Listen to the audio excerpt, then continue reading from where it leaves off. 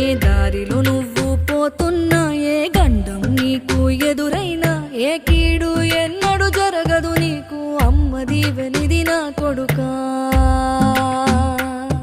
ఈ దిక్కులు నీతో కదిలేను, ఆ చుక్కలి దిష్టి తీసేను, ఏ గాలి ధూళి సోకదు నిన్ను, అమ్మ దీవెనిది నా కొడుకా. ఏ పిడుగుల చప్పుడు వినపడినా, ఏ బూచోడి